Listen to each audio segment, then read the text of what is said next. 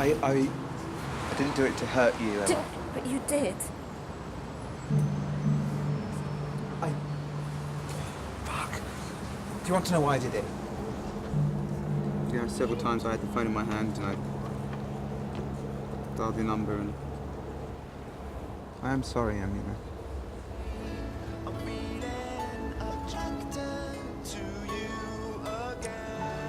Good. God, this is back in my bag.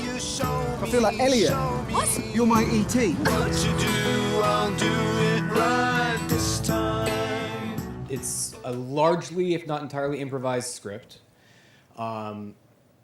You shot in the middle of a tiny city, London, and right on the banks of a river, mostly, with large amounts of traffic going right behind the actors, and who knows what else. Crowds, noises.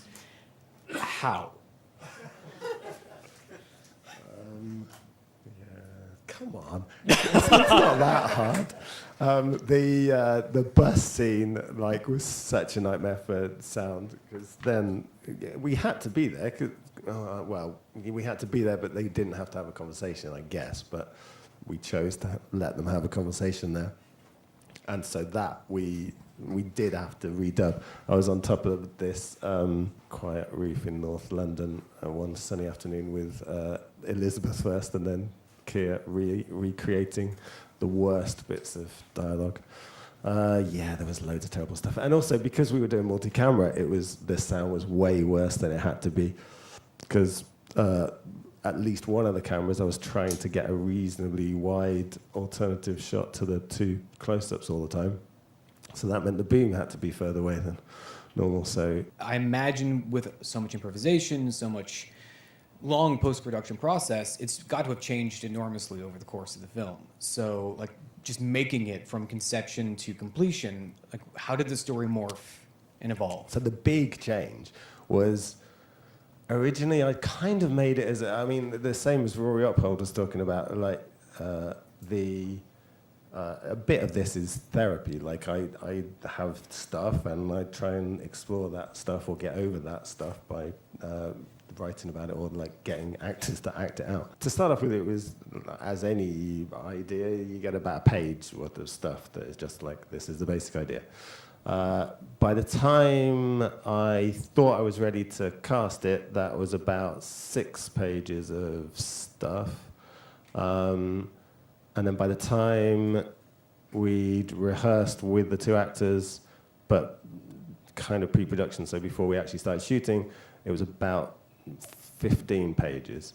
So that stuff was the occasional line of dialogue, but hardly any. Mostly just this is where they're going to be. This is the relationship between them at that point. This is the kind of stuff that they're going to talk about, and that kind of I'd like to explore or reveal in their backstory to, tell the audience the story.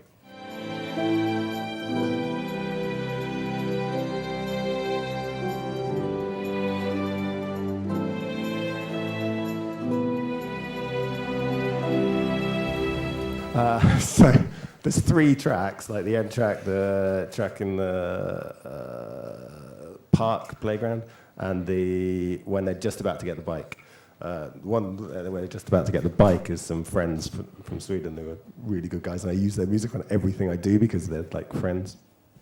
The rest of it is this lovely guy who was a friend of a friend.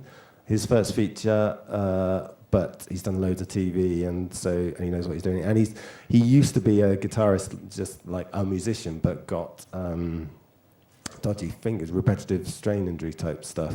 So he can't really perform like that anymore, but he's still got amazing guitar skills and stuff.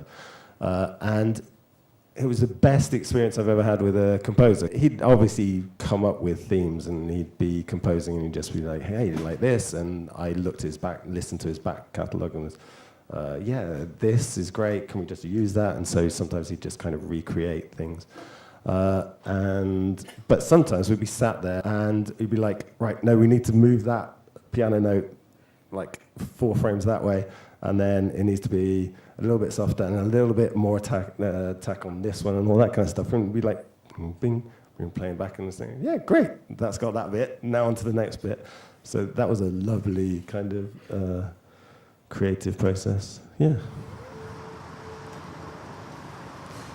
Do you know what you want?